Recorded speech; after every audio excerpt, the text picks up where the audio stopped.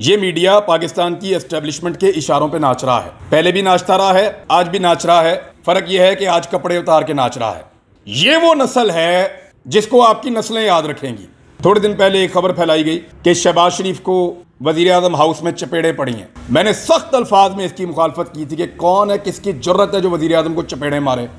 इस रजीम change operation के बाद मैं चौथी मरतबा बेरोजगार हूं। कंट्रोल्ड है ना मीडिया। फिर तो मुझे कहते हैं ये वाली बात करो, मैं नहीं करता तो नौकरी फारिग। इस दफा तो मैंने खुद रिजाइन दिया है।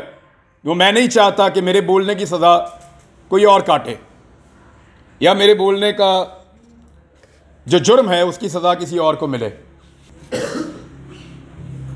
और दुनिया ने देखा कि मेरे रिजाइन देते ही क्या हुआ। उस टीवी चैनल को फिर बंद किया गया, बोल टीवी को दोबारा। क्यों? वो कंट्रोल नहीं हो रहे। एक दो टीवी चैनल्स को छोड़ के आपके बाकी सारे टीवी चैनल्स कंट्रोल हो चुके हैं, क्योंकि रजीम चेंज करने वालों ने फैसला किया था कि ये अब पसंद नहीं है, इसको निकालो और एक अच्छा वाला पपेट लेकर आओ, एक अच्छा वाला मोहरा लेकर आओ, उसको चलाएंगे, उससे काम लेंगे। तो जब रजीम चेंज हो गया तो उसके बाद अब आटा महंगा थोड़ी होगा, पेट्रोल महंगा थोड़ी होगा, बिजली महंगी थोड़ी होगी। ये बात रवायती मीडिया को अपने आप से पूछनी चाहिए कि क्या वो वही रिपोर्टिंग कर रहे हैं जो वो रजीम चेंज से पहले कर रहे थे। अगर तो वो नहीं कर रहे तो इसका मतलब है कि मीडिया कंट्रोल्ड है। इस दफा एक चीज का फर्क पड़ गया है, और वो फर्क ये है कि सोशल मीडिया ने रवायती मीडिया की जगह ले ली। दुनिया भर में सोशल मीडिया आगे जा रहा है, रवायती मीडिया बंद होता चला जा रहा है, और जो रवायती मीडिया बाकी है वो सोशल मीडिया का सहारा लेने पर मजबूर है। अभी आप इन्हें कहें ना, बड़े बड़े तुर्रम खान चैनल हैं, इन्हें कहें अपने अपने सोशल मीडिया अकाउंट्स बंद कर दें, इन्हें कहें सोशल मीडिया के ऊपर अपनी प्रेजेंस खत्म कर दें और बताएं ये कितने पॉपुलर हैं, तो वो सोशल मीडिया के मरहूने मिन्नत अब हैं, उसके बगैर उनका गुजारा नहीं है।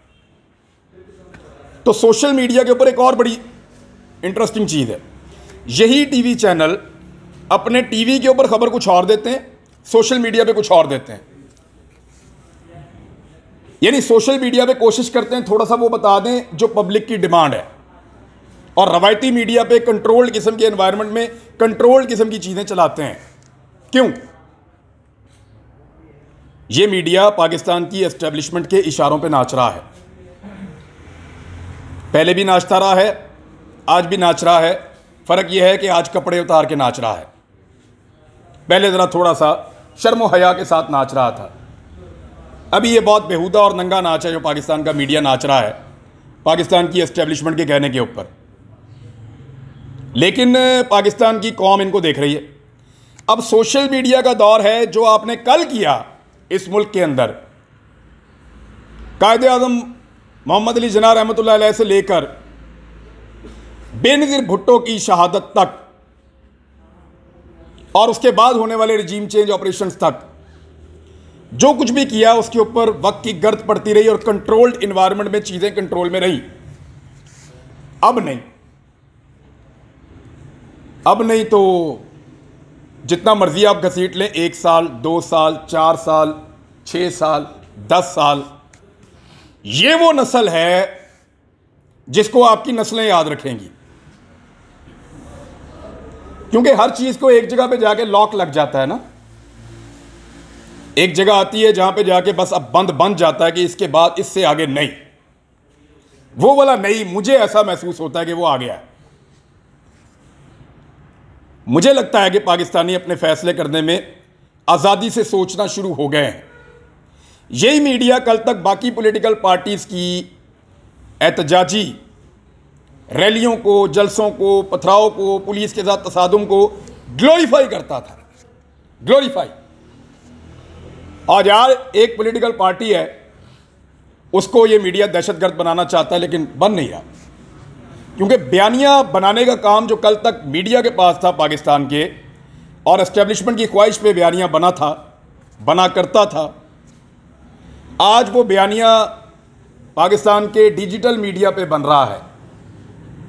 तो डिजिटल मीडिया के जो प्लेटफॉर्म्स हैं उन्हें इकट्ठे होना चाहिए। मैंने अरशद शरीफ भाई को फ़ोन किया, मैंने उन्हें कहा कि अरशद भाई आप अपना सोशल मीडिया के ऊपर एक व्लॉग शुरू करें। He was not in Pakistan. तो उन्होंने मुझे कहा कि वो मेरा फील्ड नहीं है, मैंने कभी किया नहीं है और मुझे उसके बारे में ज़्यादा पता भी नहीं है। तो मैंने अरशद भाई से कहा, मैंने कहा आप करें अरशद भाई, इसके कुछ फ़ायदे होंगे। नंबर एक, जो लोग आपको चुप करवाना चाहते हैं वो नाकाम हो जाएंगे। नंबर दो, आपके अंदर जो एक जर्नलिस्ट का कथारसिस यही होता है कि वो बोले और बात बताए। एक जर्नलिस्ट जो है उसको तकलीफ यही होती है कि उसकी आवाज़ पहुंचनी चाहिए। मैंने कहा आपको एक इनर पीस भी होगा कि जो आप कहना चाहते हैं वो आप कह रहे हैं और बात लोगों तक पहुंच रही है। दो चीज़ें। तीसरा, मैंने उन्हें कहा कि ये पता चलना चाहिए कि हम में और मुल्क दुश्मनों में बहुत फ़र्क है। मुझे पता है अरशद शरीफ बाहर जाकर भी जो बात करेगा वो वही करेगा जो कानून और आइन के मुताबिक होगी।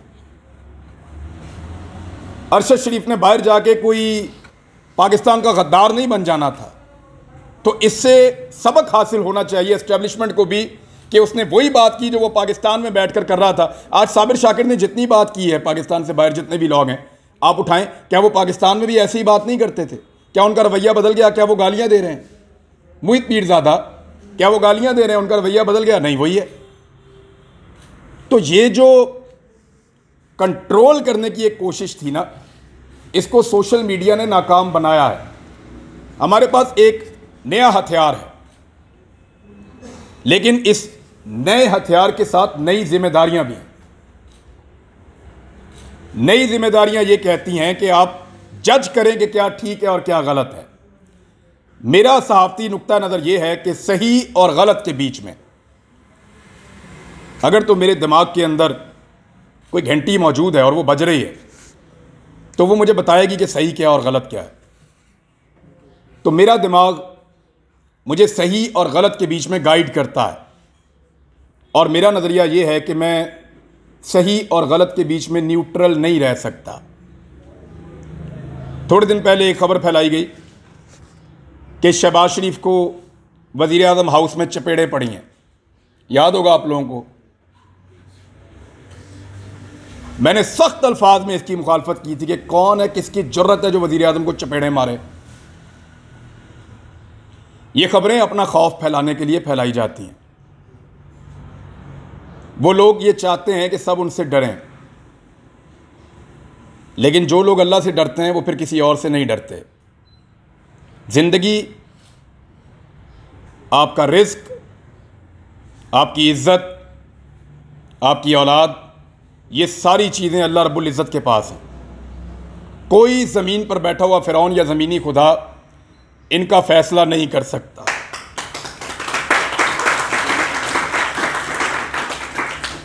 खुद फैसला कीजिए। आपको लगता है कि ये वाला मौक़िफ़ ठीक है? सोशल मीडिया का एक ही फार्मूला है जो मुझे समझ आया।